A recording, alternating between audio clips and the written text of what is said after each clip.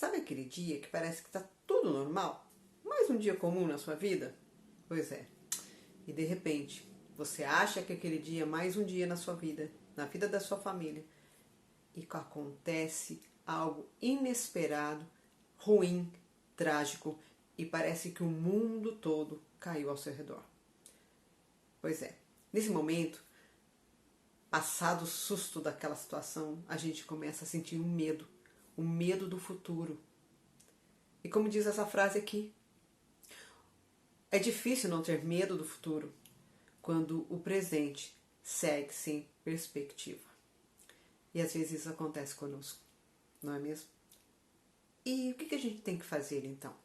Quando o mundo se despedaça à nossa frente, quando tudo ao nosso redor desmorona e o futuro é muito incerto, porque o nosso presente está bem bagunçado. Qual é a atitude certa a tomar então? Bem, o filme que eu vou falar hoje, ele vai trazer algumas reflexões sobre que atitudes tomar quando o mundo cai ao nosso redor. Então eu te convido, fique comigo até o final deste vídeo.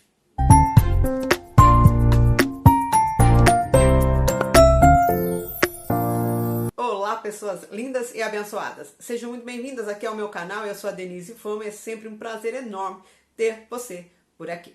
Já quero agradecer a você que tem curtido, compartilhado os meus vídeos, que tem comentado. Muito obrigada. E carinhosamente já quero fazer aquele pedidinho básico para você, ok? Se inscreva neste canal se você não é inscrito ainda e curta, comente e compartilhe esses vídeos. E também ative o sininho de notificação. Bom, vamos lá então para o filme de hoje. O filme que eu quero falar hoje é um filme brasileiro, um filme de 2025, que se chama Fé para o Impossível. Este filme está disponível na Netflix, ok? Bem fácil de achar. E este filme, então, ele vai contar a história de uma família de pastores, é uma família americana que está morando há um tempo no Brasil e cuidando de uma comunidade, de uma igreja aqui no Brasil. A família é composta pelo pai, pela mãe e 4 filhos. Como eu falei, né, é um casal de pastores e é o pastor Philip Murdock, casado com a sua esposa, a Renée, e eles têm ali 4 filhos, 2 adolescentes e 2 crianças, né? E essa família é uma família unida, é uma família cristã, mas é claro que essa família tem problemas, assim como todas as outras famílias. E um dos problemas dessa família é o filho adolescente. Ele tá meio rebelde, ele não aceita muita coisa que o pai fala, o pai também é durão, é firme. Então tá aquele embate, sabe, do filho adolescente com o pai que não quer perder a rédea e o filho que já tá querendo, né, criar as suas asinhas e alçar os seus voos, e o pai ali querendo segurar. Tá aquele embate naquela situação na família, o que é normal muitas vezes, não é? Quando os filhos se tornam adolescentes. Então é uma família que está com esses pequenos problemas assim para resolver, mas a mãe, uma mulher muito sensata, sempre falando com o marido, olha, tenha paciência, e falando com o filho, olha, vamos tentar entender, eu entendo você, eu já tive sua idade. E ali aquela família está vivendo, enfim, tem a filha adolescente também, que é a filha, a primogênita, a filha mais velha, e a mãe incentivando ela, olha, você consegue. Muitas vezes ela acha que não vai conseguir algumas coisas, né, realizar alguns sonhos, e a mãe fala, você vai. E assim aquela família está vivendo. Bem, até que um dia, quando se menos espera, aquele dia normal, a mãe pega, né, se despede do marido que vai para o trabalho e pega ali os filhos e vai levar para a escola, normal, como qualquer família. E ela deixa então os 4 filhos na escola e ela sempre tem o costume de correr na praia, fazer seu exercício físico de manhã antes de começar suas tarefas diárias. E ela, como todos os dias, ela deixa o seu carro estacionado ali perto da praia. Só explicando, eles moram no Rio de Janeiro, tá? E ela vai ali então, deixa o seu carro e vai fazer a sua corrida de sempre, como ela fazia todos os dias. Só que nesse dia acontece uma tragédia. Sim, uma pessoa que com problemas mentais, um morador de rua, ele ataca a Renée com um pedaço de pau e fere ela gravemente. E aí ela é socorrida e aí é avisado seu esposo, enfim, e a resposta que aquele homem, o pastor Philip, tem do médico é: a sua esposa tem 1% de chance de realmente sobreviver e ter uma vida normal. 1% de chance. E aí então começa a história do filme. Eu só contei a sinopse, ok? Essa história é uma história real, tá? É uma história baseada numa história real, sim. E aí nós vamos ver a luta desta família, desse pai, que já estava com os problemas ali com os filhos adolescentes, que tinha uma igreja, né, uma comunidade a qual ele tinha que cuidar. Bom, e agora sua esposa, numa situação crítica, num leito de hospital, numa UTI. Bem, essa é a história deste filme, então. Fé para o Impossível. Assista porque esse filme tem lições boas, viu? Este filme faz a gente refletir e vale muito a pena. Então, dê uma chance para este filme. E agora nós vamos sim para as lições que este filme nos passa, aquilo que faz a gente refletir sobre a nossa vida, sobre a nossa história, enfim. Essa história tem boas lições para nós e vamos para a primeira então.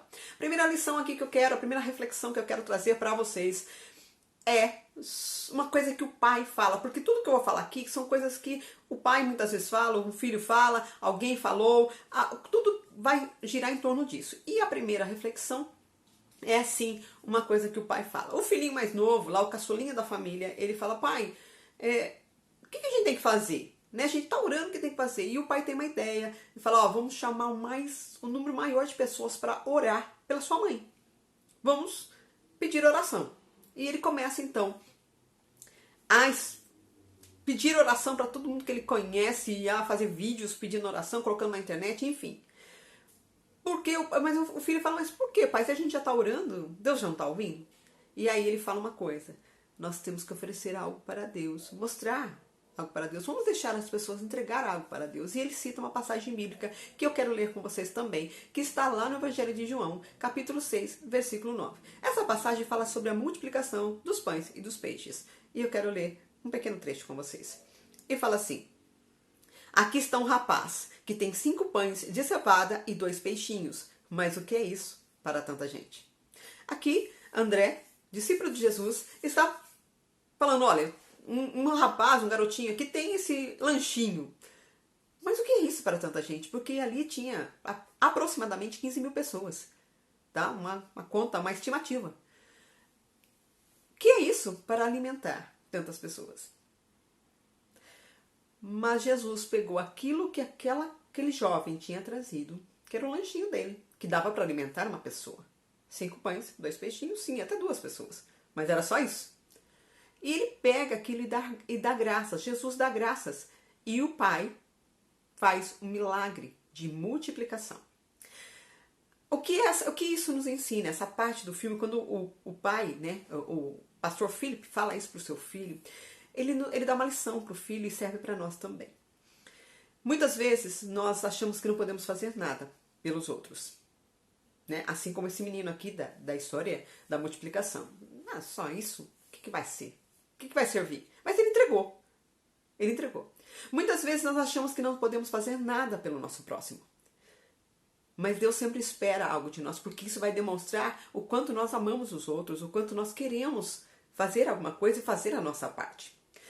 Muitas vezes o que nós podemos entregar para os outros é a nossa oração. E às vezes é o nosso tempo de oração, 5 minutos. Mas é o que a gente pode entregar. E Deus espera isso de nós. Deus espera que a gente possa entregar algo.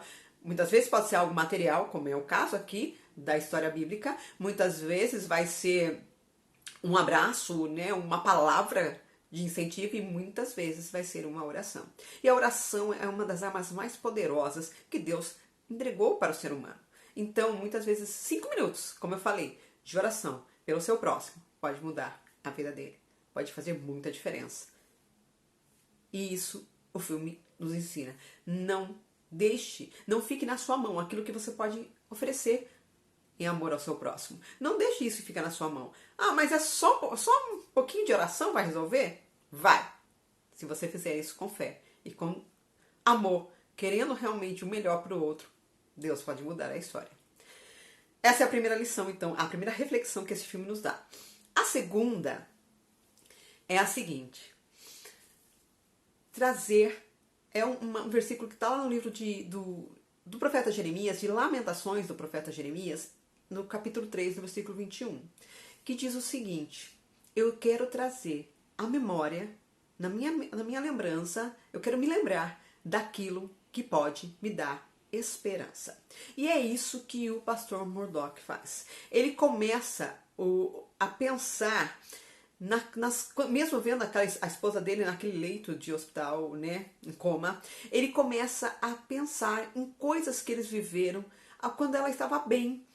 Na sua festa de aniversário, nos momentos que eles estiveram juntos, nas conversas, nas risadas. Ele começa a nutrir a mente dele com coisas que fazem ele ter esperança. E é isso. Quando nosso futuro está sem perspectiva nenhuma, né? Quando a gente fala assim, não sei o que fazer, está tudo caindo mesmo, está tudo desmoronando.